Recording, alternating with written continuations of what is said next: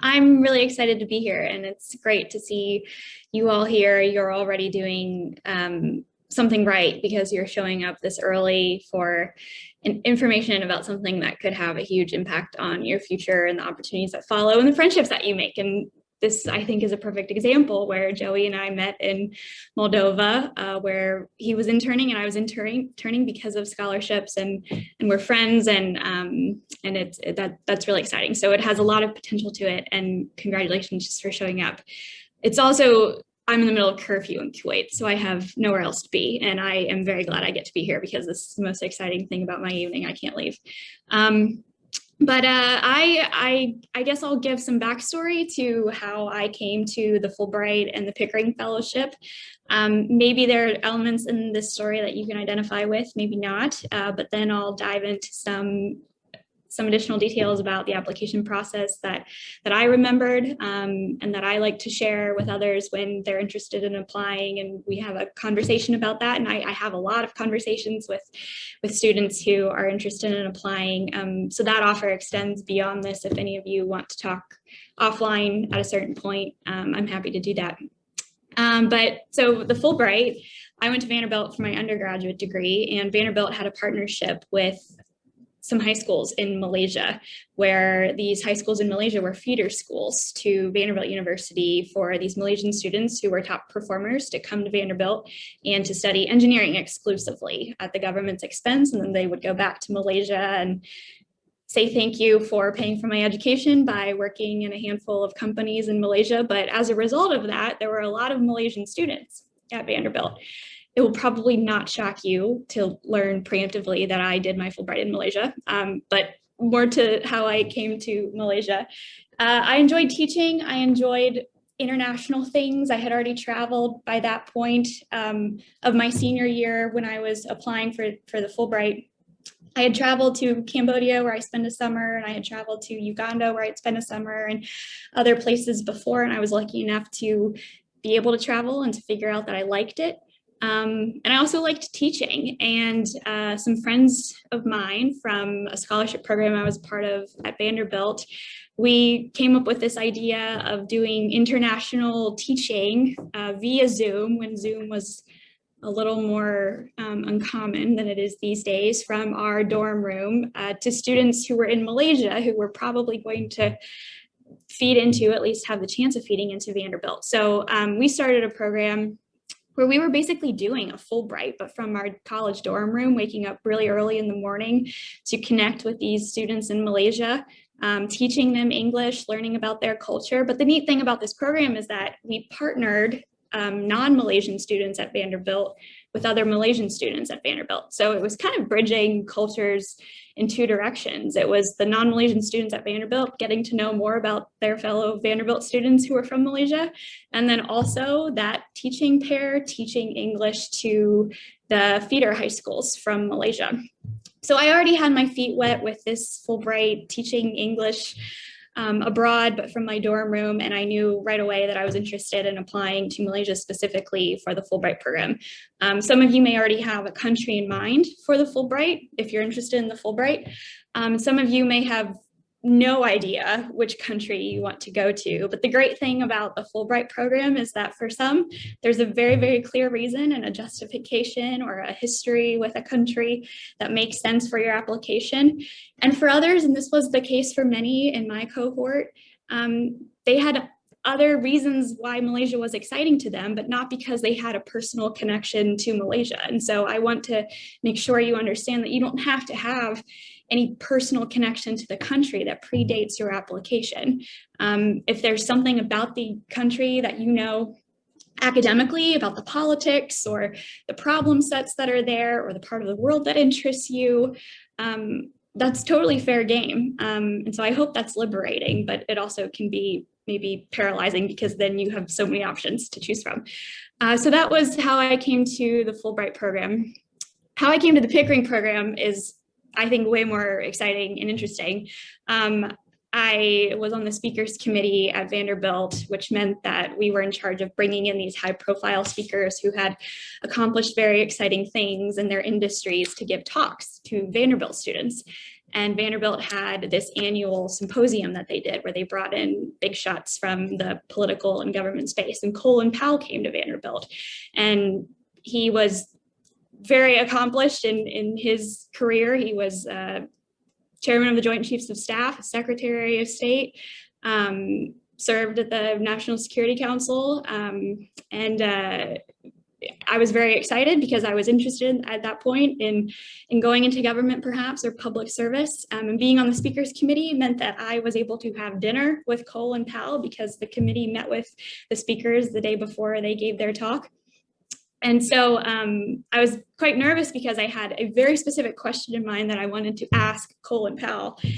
And it was a question that I was constantly confronted with when I would go back home to Southwest Ohio, where I'm from, leaving a pretty good school in Nashville to go home to a pretty conservative part of the country, and my community, family members, friends of family members asking me when I would go home, you know, why are you so interested in doing international things? You leave Ohio to go to college, and then you want to leave the United States.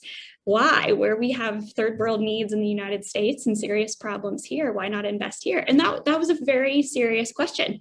And I struggled with it. But Colin Powell, where I'm from, is next to God. And so I thought, okay, well, I'm going to ask him this to have insight for myself, and then also use it as my eternal excuse to anybody who asks me from my hometown why I want to do something international, because that would shut them up. And what Colin Powell says is golden, and nobody argues with that. But he said something really insightful and helpful. And he said, you know, America has played a role in the stories of countries all around the world.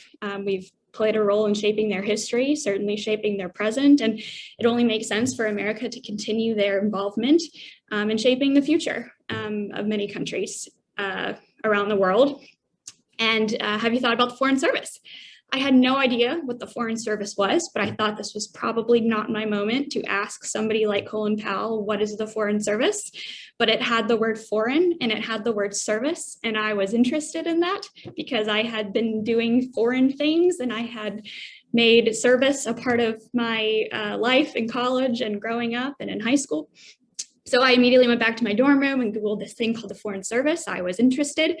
And then I Googled how to get into the Foreign Service, and it looked really difficult. So then I Googled easier ways to get into the Foreign Service, and I found the Pickering Fellowship, and I applied. And truth be told, I didn't think I was going to get it. I had no idea really what the Foreign Service was. I was just intrigued by this combination of words.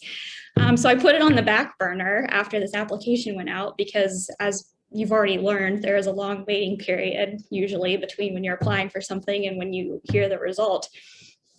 So I really forgot about it. And then I had applied for Fulbright meanwhile, because I knew what the Fulbright was. I was very excited about the Fulbright application process. I had no idea if I wanted to, or what I wanted to study in grad school, if I wanted to do that. So lest I commit to like a graduate school program after college, I thought Fulbright made a lot of sense because I wanted to get some international experience and do something fun and indulge in different cultures and represent my country. So I was very, very keen on Fulbright. And I ended up getting the Fulbright. And I received that notification a week before I found out I was invited to interview for the Pickering. And I went into the Pickering interview after I Googled, you know, what is the Pickering Fellowship, because I totally forgot about it. And it was a very relaxed interview because I thought I already have a Fulbright. This is what I want to do, but how awesome that I get to interview for this other opportunity.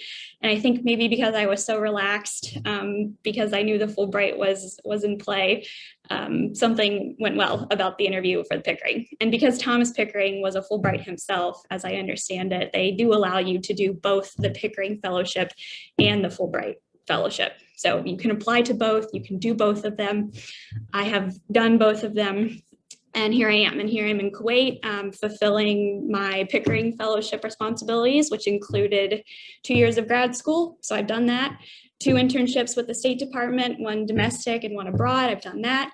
And now I'm starting my 5 years in the Foreign Service. And so colloquially, we're the diplomats of the world. We rotate to different places every 2 years. It's very exciting. You learn different languages. You get to represent your country and explain US foreign policy to others who are watching what we do and trying to learn from what we do. So it's very, very exciting. And I will share some lessons, takeaways that stand out to me these many years later from that application process, and things that I've also found in other experiences I've had to prove themselves to be true that might be worthwhile to know.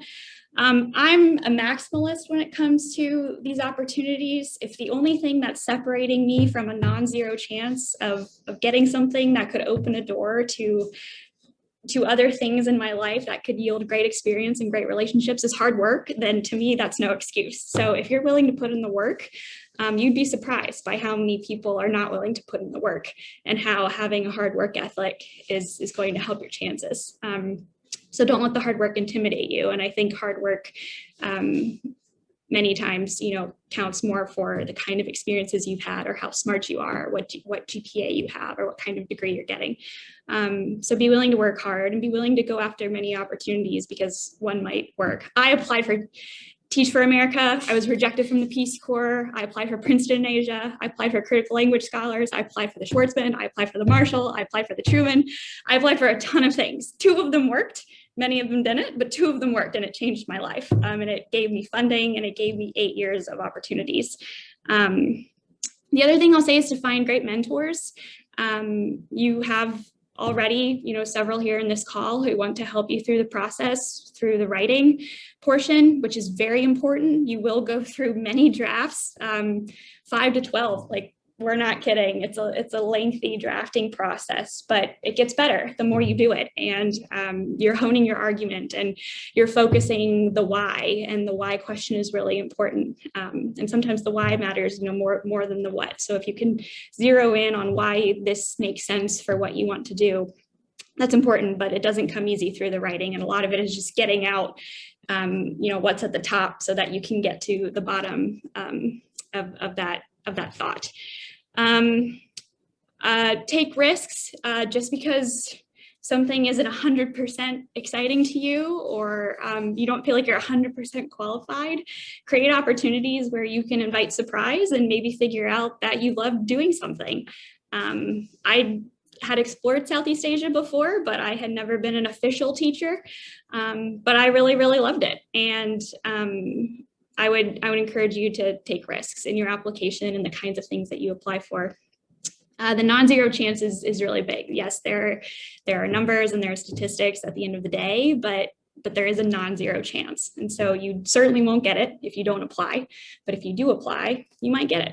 The Malaysia program, for those of you who are interested and have nowhere to start for the Fulbright program, I haven't looked at the numbers on that handy dandy Fulbright website, but the year I applied, they had received around 300 applications and 100 of them were given, and I was attracted to those odds. I was also attracted to that part of the world, but yes, there is a strategic element here about the chances of getting something, and Malaysia has a pretty good statistic going for applicants. I will say too that failure is real, rejection is real. That's hard to sit with.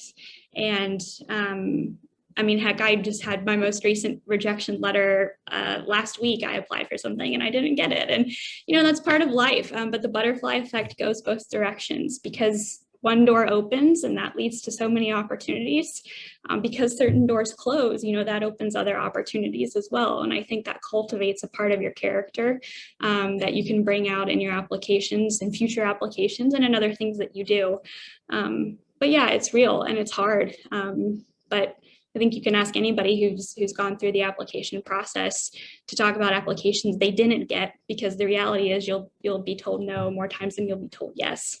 But there is a chance of being told yes, and that's exciting. Read a lot, ask a lot of questions, plan ahead. You all are college students at a really terrific university, and so I know that you're smart, and I know that you read, and you're here, so I know that you plan ahead, and those are things already working in your favor. And take advantage of others' willingness to to introduce you to people who can be an added set of eyes on your application. Take advantage of, opportunities to learn more about a place by talking to people who have been to that place, by talking to people who are in the Foreign Service to get a better sense of what you might be getting into. Of course, it will look very differently when you get into the thing itself, but familiarize yourself with the process and familiarize yourself with the potential outcome. I know money is real, and I'll say that my parents were extremely supportive of me chasing opportunities. They said, you can go wherever you want to for school. You can do whatever you want to for your career. You can go anywhere in the world. You just have to find a way to pay for it. And scholarships are a great way to have an amazing experience, put something on a resume, learn skills, meet interesting people, and by and large, have it funded. But I know that's a real component for many. And I'll wrap up here by saying, I think I made it up as I went. I have a lot of different interests, and the challenge of, focusing an essay on what I wanted to do in the next year, 5 years, 10 years, and how this fit into, my future idea of myself and my career. That was really hard for me. I know that these committees care about that, and so you will have to make those connections, but I think the more creative connections you can make, the better story you can tell about yourself, about what you want to do, the better. You have to remember people who apply for the Pickering, like that applicant pool, they're applying for the same thing. And so it's a question of how do you stand out against somebody else who's applying for the same thing, who probably studied international relations or took an international relations course, who may have another foreign language skill, who's probably visited another country, and will be writing about those things. So I actually think really strong writing, creative storytelling is a way to have a competitive edge in the application process. And that comes with, recognizing your own strengths. If you're really strong in writing, lean into writing. If you've had a really unique experience, lean into that unique experience. If you know somebody who is a mentor and can lend, their wisdom and expertise based on their experience, lean into that. So identify strengths and lean into those strengths as you go about this process. But ultimately, it's really exciting. I do not envy the position you're in because it takes a lot of work and a lot of energy and a lot of time. But I can attest to some of the most incredible 10 months of my life being in Malaysia and exploring that part of the world, and having the assurance of a career that I really am enjoying, living in Kuwait, where my housing is taken care of, my healthcare is taken care of. I get to every day represent the United States and serve my country in that respect. And none of this would have been possible if it wasn't for the Pickering Fellowship. So it's truly changed my life. I've made friendships that will last for the rest of my life. I think I'm a more enriched person because of these fellowships. So keep on and work really hard. We're here to help you. We want to see you succeed. And I know that you have the potential to succeed. And I'm excited to hear stories and read news announcements in the short future where some of your names are showing up in those news announcements because you have the Pickering or the Fulbright or both. Thank you, Rachel. I really give you a round of virtual applause. I really enjoyed and hearing about the advice that you had and your experiences. And I want to add on that to students, you're excited about Fulbright, Pickering in the beginning, and then you get into the weeds and it's, oh God, do I really want to do this? That thought may cross your mind. And I just want you to remember this information session, the stories that were told, and the fact that you will, and this was my experience as well. So I was nodding vigorously as Rachel was saying, you will apply for a lot of things and you will get some of them, but you will not get all of them. And that feeling of, oh, I didn't get it, it's heavy. But what you've got along the way is a skill that you will continue to use that will increase your odds of getting into the program you want to get into, whether that's a graduate program with full funding or a fellowship or your job, job interview after you receive your advanced degree. So it's all leading towards something. And this is a skill, being able to write authentically and persuasively about yourself and to articulate that to an audience that does not know you is something that will serve you in multiple ways. So the encouragement that I offer is, if you meet the eligibility criteria for Fulbright for Pickering, you should apply. Don't invent reasons why you shouldn't. Don't talk yourself out of it. Talk yourself into it. If you meet the criteria, if you have a project, you have something that inspires you, you have something you want to do, you should listen to that and let the committee decide who gets the award, but don't take yourself out of the running. Okay, so I'd like to turn it over now to our second guest speaker of today, Joey. Take it away. All right, thank you. And thank you, Rachel. That was great. And I want to reiterate what Melanie just said regarding letting them tell you no. The way I got into so currently I'm a student at Columbia University, and prior to this, I'm currently also a Pickering. I was selected for the Fulbright Fellowship to teach English in Colombia.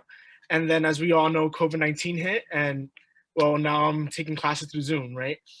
But the way that I entered this entire field of international affairs was like purely by chance, right? I was going to LaGuardia Community College, and my intentions were actually to like join the Navy. And when I was there, I had a class assignment, which we had to like research. It was a political science class, and we had to research our like local politics, right? And it just so happened that my congressman was Charles Rangel.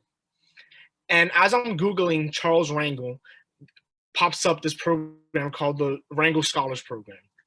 So I'm Googling it, and it's talking about, I'm looking at the website, it's talking about international affairs opportunities where you could go to these different institutions and become like Rachel as a diplomat or do other international relations career opportunities such as Fulbright, right? And then I'm Googling it, and then I'm checking past participants, and they're all from like these crazy universities, and I'm just like this community college kid, and I'm thinking there is no way I'm going to get this opportunity, right? I actually even emailed the director of the program, and they had told me that the last community college student selected had been 8 years ago from any community college in the country. So I'm like, there is literally no chance, right? But as Rachel said, if there's a non-zero chance, you have to take it. Also Will Ferrell, but that's another point. So I went and I did my application, and luckily I got it. And I became the first community college student to become a Rangel Scholar in about 8 years. So I was in DC, and I'm learning about these opportunities such as Fulbright, Pickering, and others, and I'm becoming more and more motivated. At that point, I had made a goal to try to become a Foreign Service officer and start seeking other opportunities, right?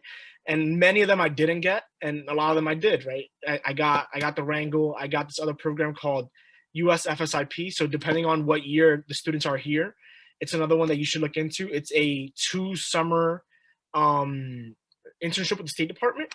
And the first summer is in DC, fully paid. And the second summer is at an embassy abroad, which is where I met Rachel when we both interned at the US Embassy in Moldova. So through those experiences, I thought to myself, what do I want next? And the Fulbright was an extraordinary program that I thought I should look into. So what I want to focus on is how I thought about picking Colombia, because I know that many of you are looking at it thinking, what country should I pick? What type of experience do I want? And I want to say that all the things that Melanie mentioned earlier when it comes to statistics and stuff like that, I did go through. So one of the things that first I look at the preferences, right? I had an interest for post-conflict reconciliation, so I had like a somewhat of a list that I was looking into, countries that had recently been in war, had some conflict, be it Colombia, Bosnia, Ukraine, and other countries around the world. So I looked at what themes fit the narrative that I want to push in my essay. Once I looked at that, then I started looking at what are the requirements of each country. So one of the countries that I was really looking into was Bosnia. And they said, for example, grad students preferred. I was not a grad student at the time. So I'm not going to pick the country where their preferences is towards another type of student, right? If they're only going to select 2 Fulbrighters and they have 3 grad students and I'm an undergrad, I'm most likely not going to get it. So for all you who are at this early stage thinking about it, look at different preferences, look at language requirements. So for example, I spoke Spanish and I knew that fit with Colombia. And then try to see what fits both the experiences and your preparations to try to maximize the possibility that you get this fellowship. So once I did that, I was looking at different programs. And for example, another one of the countries that I was looking into was Spain. But then when I'm looking at Spain, I'm thinking to myself, why do I want to go to Spain? Well, it was mostly to run around the streets of Madrid as I was teaching English and have an amazing time. But was I going to write a great essay on Spain? I was not going to write a great essay on Spain. So that's when I looked at what were the countries that really fit all of these things and decided on Colombia. And then as everyone has mentioned, let them tell you no, right? Write your essay and press that send button. That's the most important part of this application, is pressing send. So I applied to Colombia. I haven't done it yet, so I should be starting this August, and I'm looking forward to having an extraordinary opportunity, extraordinary experience.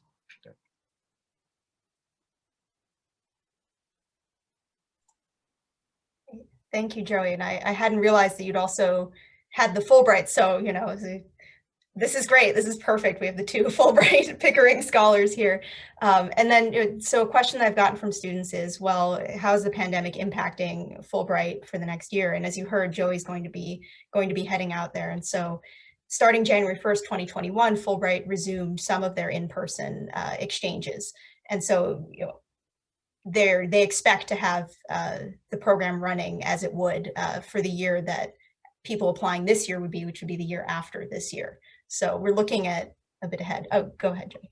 Yeah, as you mentioned, I have friends who got Fulbright in different countries, and they were looking at the specific like what the country situation is regarding COVID. So even though mine got canceled, other students who got selected to other countries are actually doing Fulbright right now.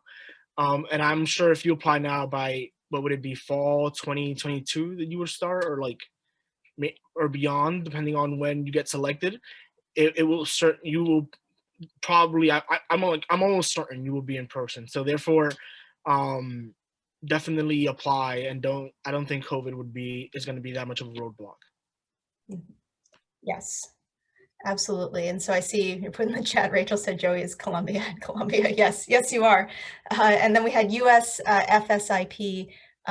Sina, if you wouldn't mind just grabbing the web link for that and dropping in the chat, please. So thank you. Thank you so much to both of our speakers. And so let's turn it over now to questions and answers. Anything at all from the very beginning of the process to their experiences, anything you'd like to ask, feel free to unmute yourself or put it in the chat.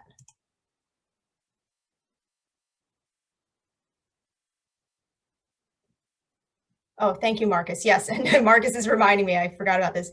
If you joined us after the first few minutes, please click on the link, the Mind Tracker link, and enter your student ID number so that we can continue to invite you to upcoming Fulbright events.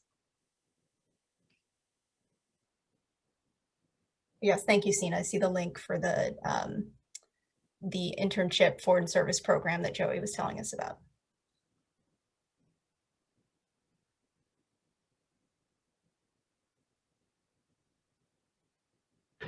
Hi, everyone. I have a question. First, I would like to say just thank you so much to the guest speakers. I've been to a meeting like this before, but it's been so helpful just to share your experiences with us. So currently, I've just taken I guess, little backstory about me. I will be getting my PhD this fall 2021, or I'll be starting. So with that, I guess I'm a little bit confused as to how I still can apply and what that would look like if I will start my PhD, but I know I won't be getting it until it's like a 5-year program. But what would that look like, and am I still eligible to apply to this fellowship? Hi, Daniela. So you are starting PhD program. And so there's a couple ways you can think about this. First is that a lot of the times PhD students can use Fulbright to do their field research, which would probably be when you're all but dissertation, so after your coursework and your exams. But you'd apply so that you could go as soon as you finish the qualifying exams. And so the reason that's a good place to propose a Fulbright is because you can say to the Fulbright committee, I've passed my qualifying exams, I'm a PhD candidate, and I have defended my dissertation proposal. So you have this pre-made project that you're going to go out and do that's been approved by your academic committee. That being said, if you are open to, I suppose, thinking of your PhD, so a lot of times when you get into a PhD program, you think, oh, I can do this in 5 years, and 5 turns to 6 and to 7, right? Depending on the field. You may want to apply for the Fulbright earlier on if you wanted to gain some experience, maybe to do research ahead of your dissertation project. Maybe you apply for another dissertation grant to do your field research once the proposal is approved. So if you could see a place for that earlier on, I would encourage you to think about applying this year, next year. You have to see what makes sense for you and your project. So that's my advice. Joey and Rachel, do you have any other suggestions? I don't know too much about how these scholarships sync with the doctoral programs. What are you studying, just out of curiosity? I'll be studying at Michigan State University. That's great. What do you want to get your PhD in? Well, it's going to be in special education. Okay. Mm-hmm. Congratulations. Thank you. Yeah, it was fantastic. I got a full ride and then plus more with just like living expenses and everything. So it was huge. It's really great. Yeah, I also don't have much experience when it comes to like Fulbright and the PhD program, but congrats. I think that's an extraordinary accomplishment, like the PhD acceptance. And it shows, Daniela, that you're good at writing strong proposals, right? So you're going to apply for Fulbright, you're going to apply for other grants. I would say talk to if you have a graduate studies director, if you have an advisor or somebody that you plan to be working with during your PhD, let them know that you're interested and see what they advise, because they'll have had students who've applied for Fulbright. Thank you. Absolutely. It's a good question. Any other questions? And I should also add, so in terms of eligibility, your graduate students are eligible up until they receive the PhD. So at any point in your graduate career, you can do it as a gap year, you can do it during. It's really about what makes sense for you and at which point in your studies you have that project, or that it works for you and it's compelling to the committee, the Fulbright selection committee. What else was I had another thought, but it's disappeared. So let's open it up. Any other questions about either program?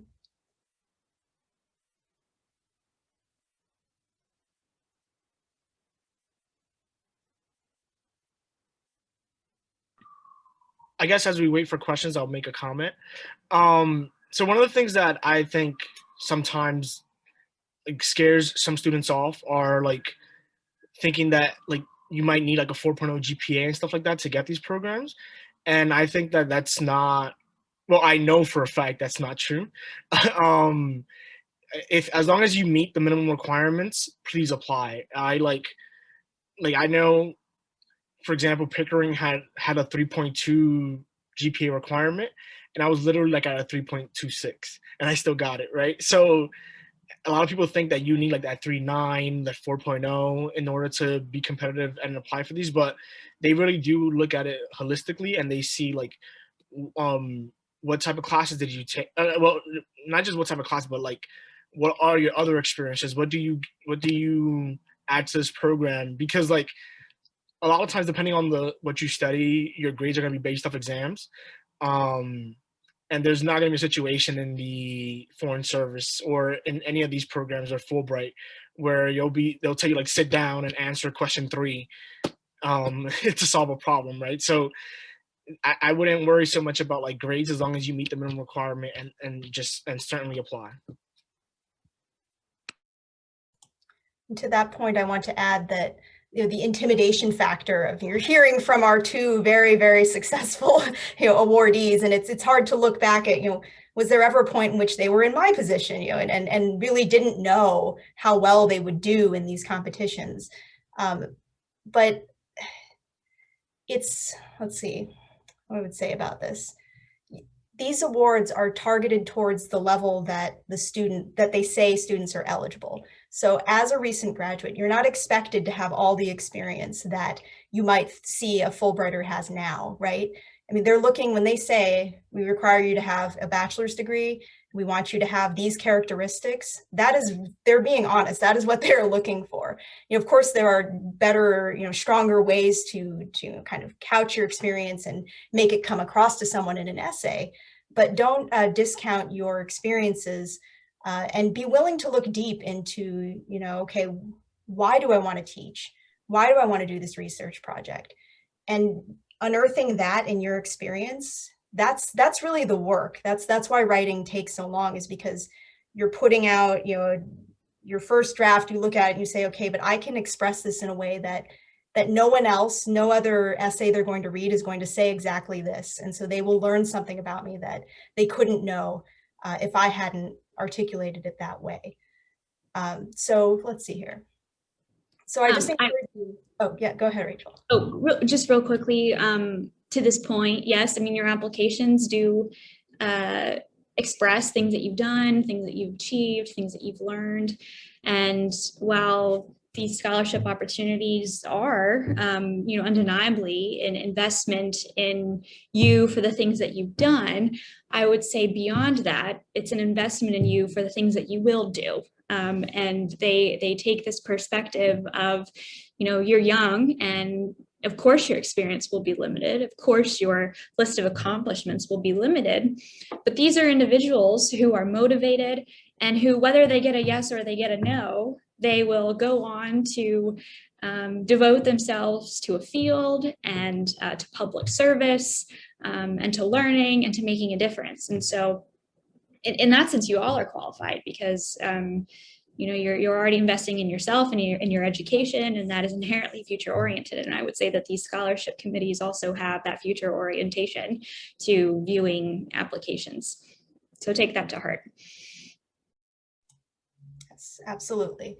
So I have some questions here in the chat. One here says that, what do you do if you don't have strong relationships with your professors? Who can you look to for that mentorship? This was a question that was just sent to me individually. How do I choose mentors among those faculty who I may know?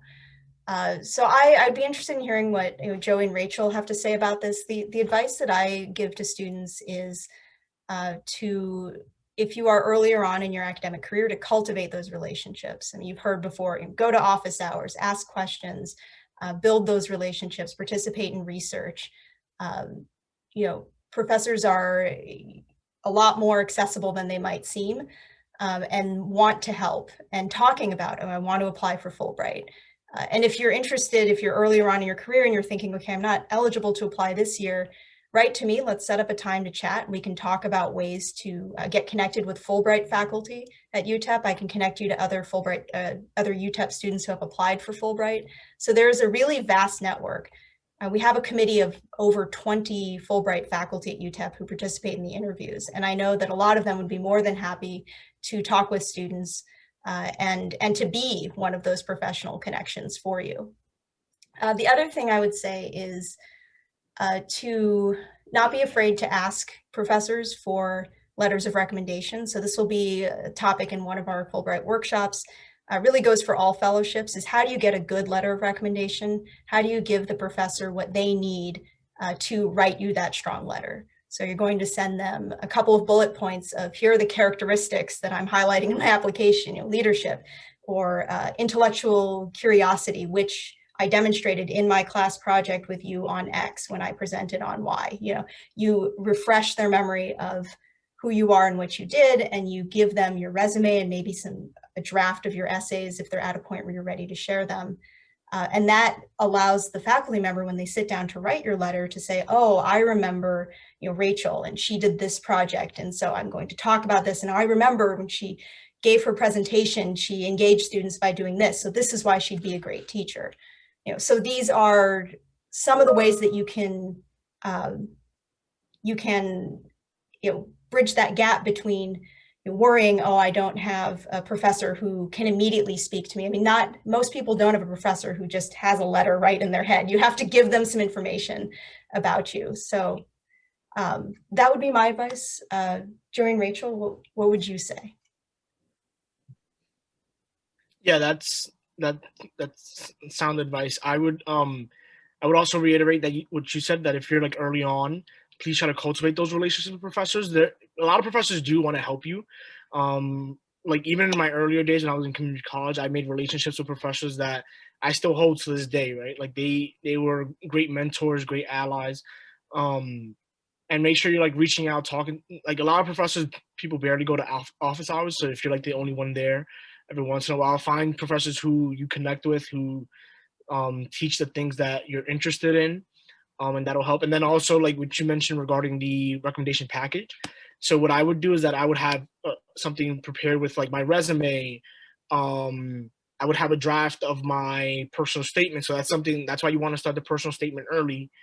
So just so that the person who's writing your rec letter has a sense of like what you're applying for, why, and they're able to tailor their letter to complement what you're saying in yours.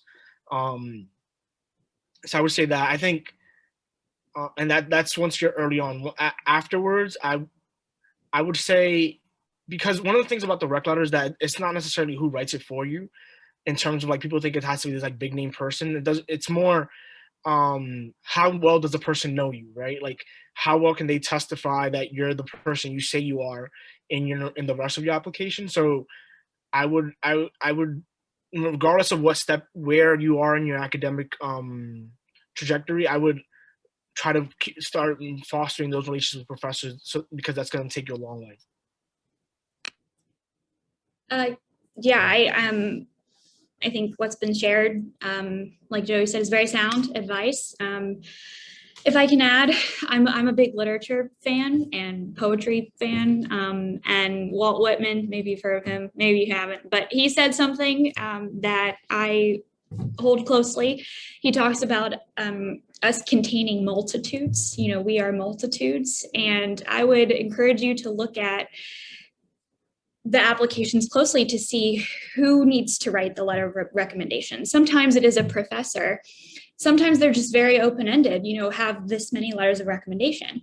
And we have different interests, we have different activities. And, you know, this is to Whitman's quote, you know, we are multitudes, we are athletes, and we are volunteers, and we are students, and we are creative people.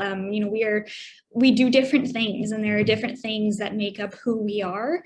And so you are not necessarily limited to all of your letters coming from professors, as I understand most of these scholarship letters of recommendation. I think it is important to have someone speak to your academic performance, and that is more often than not a professor. But I also think it's really important to have, you know, letters, let's just say there's 3 letters of recommendation in an application, each of them saying different things about you, to create this holistic depiction of who you are. Because when somebody's reading your application, that's all they have, and you are so much more than what is contained in your application. But having different perspectives, you know, weigh in on how they understand who you are and your interests and what motivates you and what makes you tick, and what you know, what kind of questions you ask in different settings. I think that's really important. And so to that sense, yes, like identify a professor, a couple of professors who you really like, who you want to get to know more of them, and in that process, they can get to know more of you, where when it comes time for them to write a letter of recommendation, it's very easy to do because they know you and they can speak to you inside the classroom. But also be developing relationships with people who you like and who are a part of your life outside of the classroom, because that's an important dimension of who you are. And that would be a missed opportunity in a scholarship application if a part of you was not shared. And that's where others in different fields and in different places can weigh in on who you are beyond the classroom. Yes, I think that's all very good advice, especially in speaking to different parts of you and who you are outside the classroom, because these applications, especially for Fulbright, which doesn't do typically interviews outside of the campus interview, which is not something that's shared with the national committee. aside from a brief comment form that I write up in support of your application when you submit it. So there is that feeding in from the interview, but the only direct interaction that the committee gets from you when they are making a decision about your application is what you've written down and what others have written about you. And so this whole application should read as a cohesive, I guess, sort of look into who you are, both from what you can share and what others can share about you. So we have another question here in the chat that says, thank you for a great presentation. What is the first follow-up step for Fulbright to take as a senior who plans to graduate by next May? And then a question about, is there a place to get the English teaching certificate or certification? So to take the first question, my advice would be to start looking at types of grants and countries and thinking about what are the ideas I could pitch for either type of grant. That would be the very first step. And in terms of getting a English teaching certification, that would be more something that you would get if you were teaching English as a second language, and that was something you were already doing. It is not required by many countries to have the formal teaching certification. So check the country descriptions again for that. Some countries are very clear that they only want people who have one of those certifications. So that's also good information to have at this beginning stage. Yeah, I would say regarding the English teaching certification, if you don't have it and you're only getting it for Fulbright, unless it's like a country that you really want, I wouldn't necessarily do it. Like for example, in the case of Colombia, it wasn't required, and they actually would give you the course. It was virtually before you arrived at the country. So I would see whether it's something that, I mean, if there's like a country that you really want and it requires it, then go for it, right? Especially if you're a senior and you have time over the summer and stuff like that, that would be something I would recommend. But if you're simply getting it just to like have an overall like competitive edge, I don't necessarily think it'll produce that. I think the personal statement and other parts of the application are so much more important than that certificate, unless it's like explicitly required.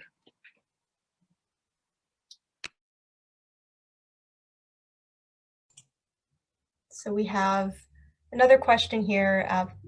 Do you think that it's more beneficial to apply during graduate school than right after your bachelor's, since you can use the scholarship for your graduate research project? So our two Fulbrighters, what do you think? You want to take this, Rachel, or should I just? I'll weigh in, but you start. Okay, sure. So I think it depends on what your graduate goals are, right? So for example, in my case, I'm not pursuing a PhD or like I'm just getting a master's and then going into the workforce. So I don't think it makes that much of a difference when you do it. Depending on, so for a lot of applicants, doing it right after your bachelor's, if you plan to get a master's degree, actually helps you get into certain master's programs because it makes you that much more competitive, right? For other people, they want to do it during their master's because there's a component of it. But for a lot of people, it's more, so the way I was looking at it personally was it was, if I didn't get the Pickering, it would enhance my application next year to apply for it. It would also give me a break from school. So it all depends on why you would do it for grad school. If it's simply, I think the benefit of actually, once you're on the ground, it's probably, I don't know, I think it's like, it might be net zero unless you're like doing a research component to your graduate school, then it work better while you're there. But if not, it's perfectly fine to do it right after undergrad, and then that'll boost your chances to getting into the graduate school that you want. I sandwiched mine, not necessarily intentionally, but I went to Malaysia, and the Malaysia program is from January to October because that's when their school year runs. So you might want to look at when the Fulbright would happen because it may or may not line up with the academic year in the United States. And so after I graduated from college, I immediately did one semester of grad school, and then I did like a perfect year deferral so that I could do my Fulbright and then go back to graduate school for my remaining 3 semesters. And Yeah, I think like Joey said, it depends on what your goals are for graduate school. You know, these scholarship opportunities are very real world experience, and the classroom is theoretical and conceptual, and you know, case studies of real world experiences, and so they can pair well together, because if you do a Fulbright first, then you can bring that experience into the classroom when you're studying the things that you had seen and lived. Or, you know, you can study things and learn all the theories and learn all the concepts, and then go out into the real world and test them and try them and see where they are consistent, or see where you notice different things. And yeah, I know that there are benefits to both. I graduated knowing that I had a year of Fulbright and then 5 years of Pickering beyond that. And like I mentioned, I sandwiched Fulbright in that. But I did find that having a year in Malaysia made my master's degree in international development all the more easier to grasp, because I found myself leaning on those experiences that I had in Malaysia in my essays and my homework assignments and my conversations with others. Many of them were students from all over the world who had seen some of these things. So I think it did add something to my college experience, but that's totally your call, how you want to order it. Now, I tell students who are graduating seniors, give yourself options. If you want to go to graduate school, that's great. Apply to your top programs. Check out the funding situation first before you apply. And then, you know, if you want to do Fulbright, apply this year as well. And whatever you get, you can choose between. So apply for the years where you're eligible and where it makes sense. So if you feel that investing, that you have the time to invest, that you can put together a strong application, then do it. Don't overload yourself, though. You know, you have to be strategic too with your time. So I know that as Rachel mentioned, she applied for all of these programs, you know, when she was a senior and then after.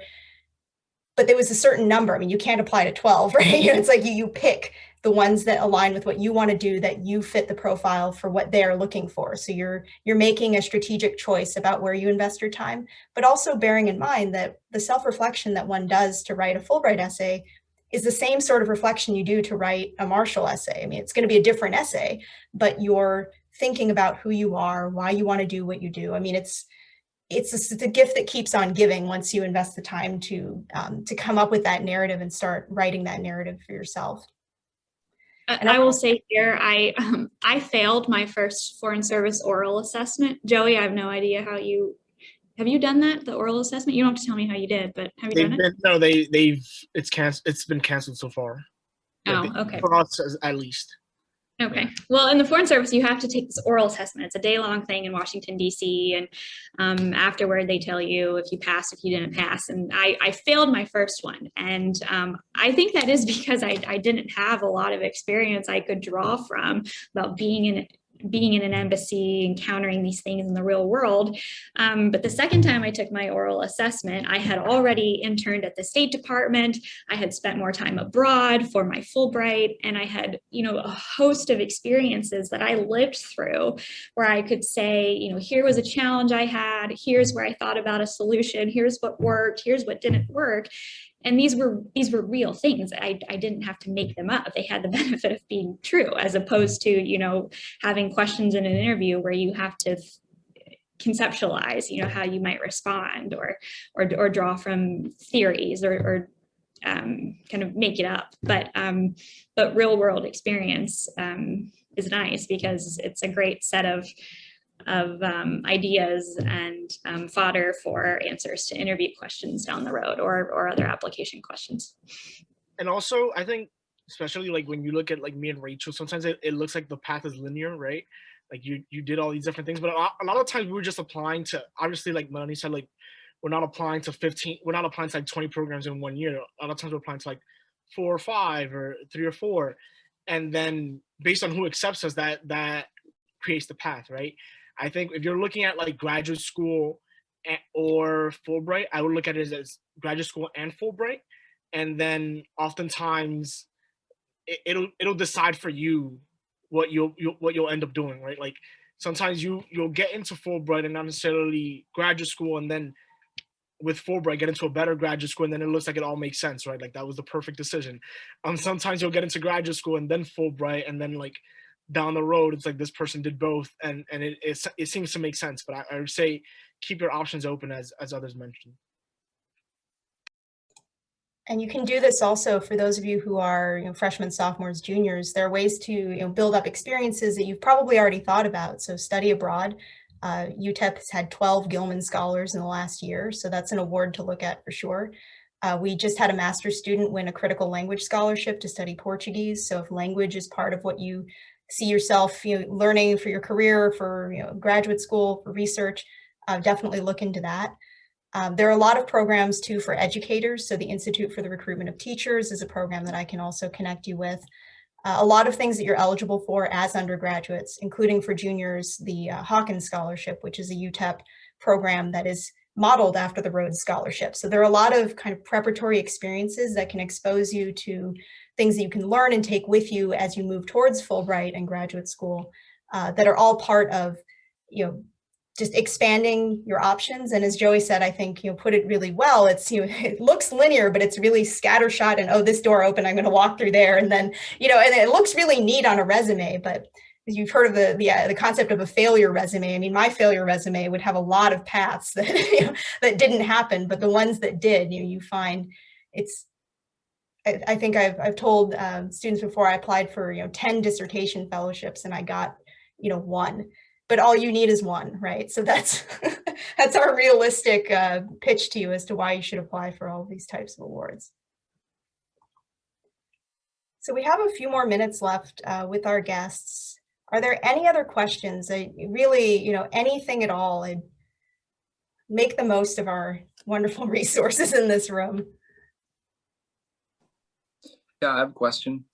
Where do you find your inspiration to tell your personal narrative about what you're going to do, and then have that feel authentic to where you are in your own personal experiences in the past or in the present, but also keeping in mind taking the risks and reaching for things that you feel like you might be rejected for?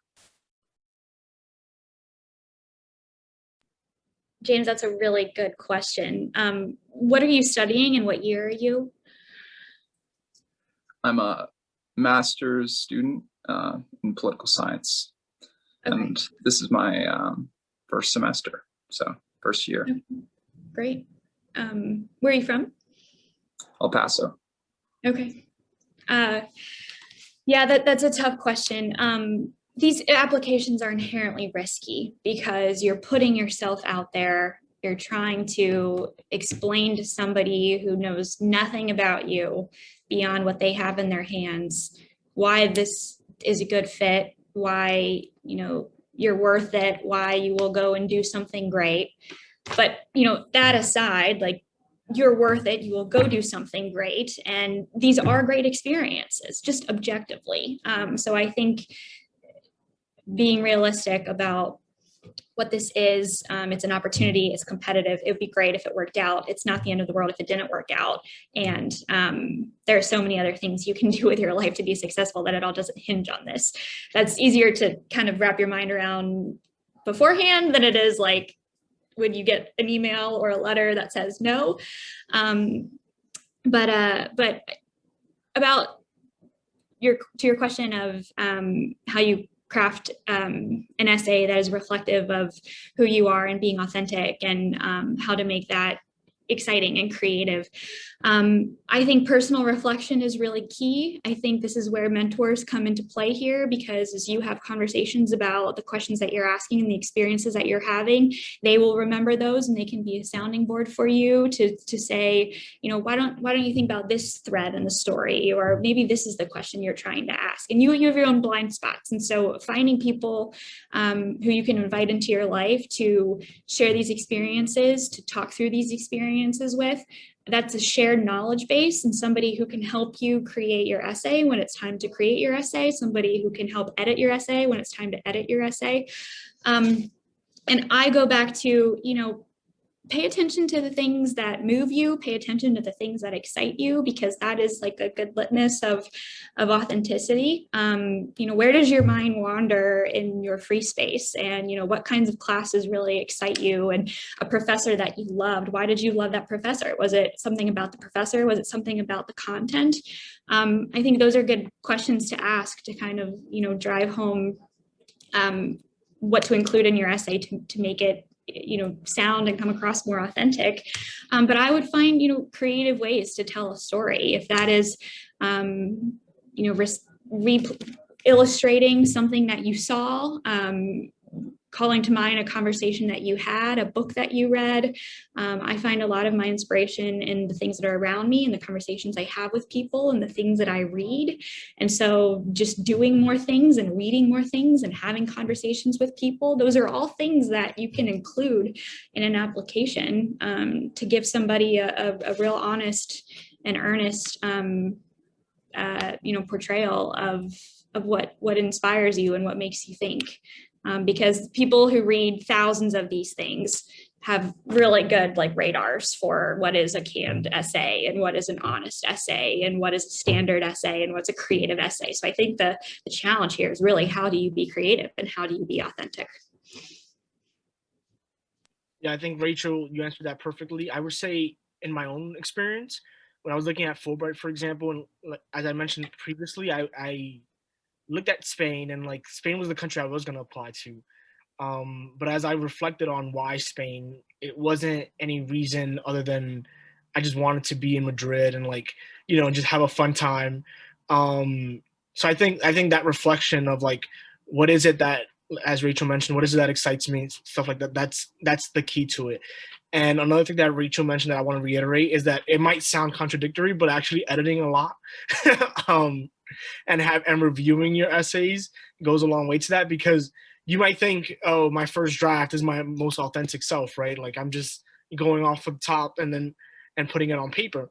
But when you write stuff and you reread it and have other people read it, that same experience, you find better ways to say them, right? And then you read that finished product and it's everything that I thought about in the first essay, but just so much neater. So the story's a lot more eloquent. It's a lot more me, even though it took me 5 tries to get there. I know we're at time. I want to dovetail off of something Joey said, and that is, and I know Stina and Marcus, I'm sure you all know this, but the editing gets you closer and closer to the draft and to the final product that only you are able to write. You should, when you read your applications, if somebody else could have written that application, it's not authentic enough, it's not honest enough, it's not unique enough. There's something unique about you and authentic about you, and the editing process gets you closer and closer and closer to what that is, and so that you can tell the story and write the draft that only you are able to write because of the experiences that are uniquely yours. Absolutely. And so I think that's a perfect place for us to close for today, but I'll leave our students with knowing that our writing workshops for Fulbright start with that self-reflection, and then we very quickly push you to start sharing your work, because how you are read by others will help you understand how you need to communicate your story to others as well. So really appreciate all the wonderful advice from Rachel and Joey. It's so wonderful to have we really have 4 scholarships in the room now, 2 Fulbrights and 2 Pickerings and a number of others. And so we're really appreciative of your time and your advice. And Rachel has very kindly put her email in the chat. So if anybody would like to follow up with her, please feel free to do so. And so Luisa asked, when will we get information about the workshops? I will send it out to the mailing list. Since you registered for this event, you will receive those emails. And the way that it works is there's a self-paced non-credit Blackboard course that my team is building now. There are checklists for Fulbright ETA and Fulbright Study Research, walking you through each step of the process. What do you need to be thinking about? What's the timeline for that? And Joey's also included his email here. So please copy and save those before you close out the chat. And we will leave it there for now. So I will stick around in case students have any questions about applying through UTEP, but I'd just like to give a big round of virtual applause to our two guests. Thank you so much. Good luck, everybody. Thank you for being here. Thank you. Yes. I'll hang around. I've got time. Life of the diplomat, Rachel. Tell us the real story. Real story is giving visas in a time of COVID is not too exciting. There's just not a lot of people traveling. Because usually that's a really overwhelming part of consulate work, right? It's just tons Yeah. of people. Is it really slow now? It's very slow, at least in Kuwait. The COVID is also bad in Kuwait. So you have COVID on top of it being bad in this country, which makes it a global problem and a country problem. So how are you like at the embassy, or is it like just virtual, yes or no? I go in 2 to 3 days a week. Oh, nice. Yeah. So I should be full-time now. Hi, Lily. Hi, Louisa. Lily, Lisa, do you have any Hello. questions? Good afternoon, I think. Yeah. I have questions actually. So my question is, I don't know, I couldn't get here on time because I had a class, so I got here a little bit late. So I'm not sure if you already answered these. But my questions are, how many times can you apply to each of the programs? Does it matter? Or since there's a limited amount of programs to different countries, it doesn't really matter how many times you apply? And also, what's my other question? I forgot about my other question. Let me remember first. Before we answer, what year are you? This is my senior year, so I'll be graduating spring 2021. All right. First off, congrats. Thank you. So you can apply. You can only apply to one country per year, but you have an unlimited number of years for applying, right? Like you can decide this year you're going to apply to Brazil, next year Croatia, the year after that until you get it. Until you get it, or if you want to take the PhD route, you get a PhD first. But other than that, you can apply once per year. But when you say once per year for one country, because I know I was looking at the website and different country. Well, the same country has different like programs you can apply to. Like, do you mean you can apply to the same country but different programs, or only one program in the same country? My understanding is that only one program per country. So, for example, let's say when I applied to be an English teacher in Colombia, if I was applying to Colombia, I could only apply one country, Colombia, and then I could only apply to be an English teacher. I couldn't apply to do research. I couldn't apply to other things. You're picking one program in one country in that application cycle. Okay, thank you. And then I also had another question. So I was looking at the two different types of programs, the ETA, and it's the study or research project that you can do. But I don't know. So from what I understand, you did the ETA, right? Well, I haven't, me personally, no, because of COVID. Rachel did ETA. She can speak on that. Okay, well, I have a question, but I'm not sure if you guys know. But for the study, I think I'm a little bit more interested in the study research project. But I was wondering if you actually get to decide what type of study research project to conduct at the country, or it's already kind of settled when you apply. It gives you an idea of what the research project will be, and then you can create something, elaborate from there, or it's already settled. Joey, remind me, so are you doing the study research or the ETA in Colombia? So I'm going to be doing the ETA. ETA, okay. So I'll speak, Lisa, to the study research process. So it's going to depend on two things. First, you're going to read the country descriptions and see if there are any particular types of projects or institutions they want the scholar affiliated with. But in general, the study research grants are an independent proposal. And so I mentioned a bit earlier in the presentation, it's either, it could be a project that you worked on in undergraduate research. It could be a project that you're working on for class that you spin something off of that's done in the country. It could be a project that's done under the mentorship of a colleague of your professors overseas at a lab, at a university, library. So there are a lot of different forms it can take, but in general, it is an original research proposal. Thank you.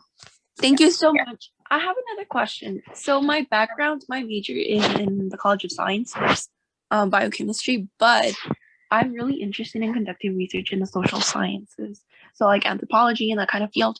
So I've taken one class in anthropology and I've like done research on my own, but I haven't really like done research in that field with like mentoring and stuff because that's not my field. That's not what I'm studying. And so I was wondering if that would be an obstacle, or how can that be managed, or if I would be able to do research in that field even though I don't have a degree in that field. What do you all think about crossover work? What advice would you give? I'm a fan of comparative analysis and, I studied international development. I'm working in international relations, like they're kind of related, but I've done a lot of things and included things for an application that was pretty specific, drawing from something that was pretty unrelated, but the excitement is like making a connection between things. And so I think as long as you can make a solid case and make a connection for it, you could very well use what might be an obvious, weakness or impediment to your application, that being not having a ton of experience in a certain thing you want to do, or not having taken X number of courses in a certain thing you want to do. You can use that to your advantage, because I think for the most part, people are applying to things where they do have a lot of experience in that field, or they do have courses that align with the thing that they're pursuing. And so you might be a minority in that case, and you can make a creative justification for why that's interesting to you. So I think as long as you have a solid justification and you've thought through and you're aware of experience that you have and experience that you're lacking, and that's reflective in an application, I don't think it should be a deterrent, but you should be aware that it might to somebody else come across as not as qualified as you otherwise could be. Yeah, just to follow up on that, I think, like Rachel said, you could turn it into your advantage, because a lot of times, depending on like the field or the country or stuff like that, people who are working on these issues are working on the same issues everyone else is. So when you come in and find like this connection to something that's different, that makes you stand out, that could be what gets you to that point. Because I remember, for example, one person that I know applied to Fulbright in the country, and their application all hinged on like public health issues, right? And meanwhile, like I study international security, and I know I can almost assure you that for that country that person was applying to, almost everyone was talking about security issues, and given that health component, actually made them stand out, right? Because they're not part of that like big they're not part of what everyone else is doing. So I think for you, I wouldn't, like Rachel said, I wouldn't be discouraged. I would try to make a connection, try to make it authentic connection as well. So people could say like, okay, you've done this in this field, and now you hope to take those lessons and apply them to this context. And if you're able to do that well, you should be competitive. I heard a great story once from someone who studied dentistry and wanted to apply for this artistic fellowship. And, what is the connection between dentistry and art? But for this individual, they said, dentistry is a lot of precision. It's about, holding something in your hand. There's a symmetry to your teeth, right? Like the right half looks like the left half. And they found all of these innovative connections between dentistry and artistry. And they've very well been the only like dentist / artist applying for a thing. And so I think you can use this as a creative challenge.